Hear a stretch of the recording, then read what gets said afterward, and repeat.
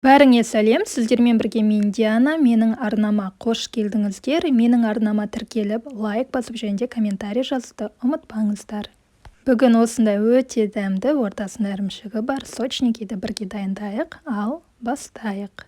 Ең алдымен қамырын дайындаймыз. Қамырына барлық керекті заттар бөлме температурасында болғаны жөн. Ал енді таза ыдысымызға қаймақ, қант және де ерітілген сары майды саламыз және де 2 жұмыртқадай саламыз.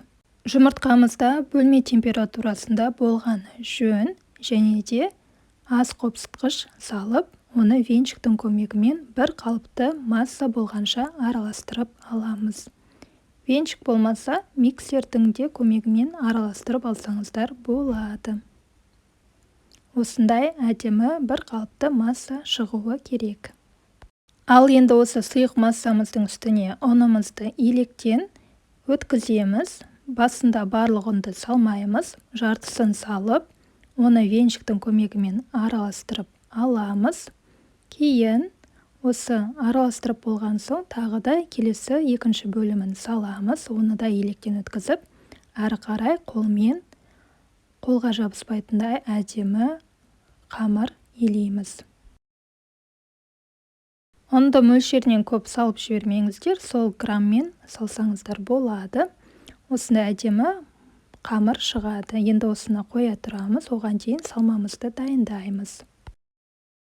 Жеке таза ыдысқа осылай ірімшігімізді саламыз. Ірімшікті мен осында ситадан өткіздім, яғни илектен өткіздім. Сонда осындай әдемі түйіршіктер болады. Егер блендермен өткізсеңіздер, біздің салмамыз тым сұйық болып кетеді. Сондықтан осындай үккіштің көмегімен, илектің көмегімен өткізіп жүргендеріңіз дұрыс. Осы ірімшіктің үстіне қант, қаймақ және де жұмыртқаның сарысын салып, сәл ұн қосып, оны да венчиктің көмегімен бір қалыпты масса болғанша араластырып аламыз. Ал енді қамырымызды 2 бөлікке, немесе мен сияқты 4 бөлікке бөліп алсаңыздар болады. Немесе кішкентай бөліктерге бөліп, жеке-жеке әрқайсысын домалатып жазсаңыздар болады, өз еркілеріңізде. Мен осылай 4 бөлікке бөліп, әр бөлігін осылай оқтаудың көмегімен сәл жұқалау етіп жайып алдым. Және де осындай домалақ форманың көмегімен осылай кесіп алдым. Және де орталарына әзімлеп тұрып, бір қасықтан салмадан саламыз. Көріп тұрғандай, біздің салмамыз тым сұйық емес, бір қалыпты әдемі массада болып тұр. Осындай болғаны жөн. Егер де сұйық болса, біздің печеньямыз ағып кетуі мүмкін. Және де бір жағына ғана салып, екінші жағын жауып, осылай саусақтарымыздың көмегімен басып шығамыз. Және де әсемдігі үшін шаңышқыны қолданып, шет-шетін әдемілеп басып шықсаңыздар болады.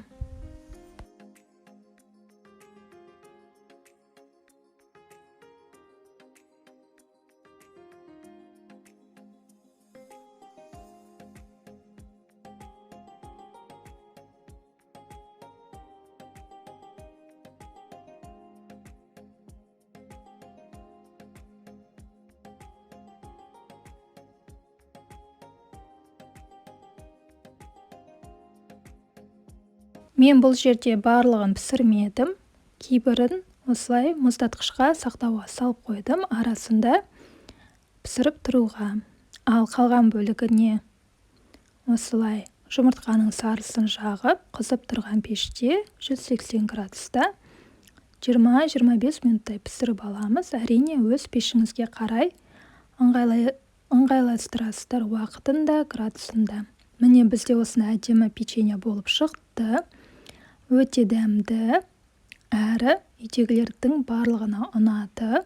Ортасындағы салмасы осындай болып шықты. Менің арнама жазылып, лайк басып, комментарий жазғандарыңызға көп-көп рахмет. Ал егер тіркелмеген болсаңыз, міндетті түрде тіркеліп кетіңіз. Келесі видеоларда кездескенше рахмет.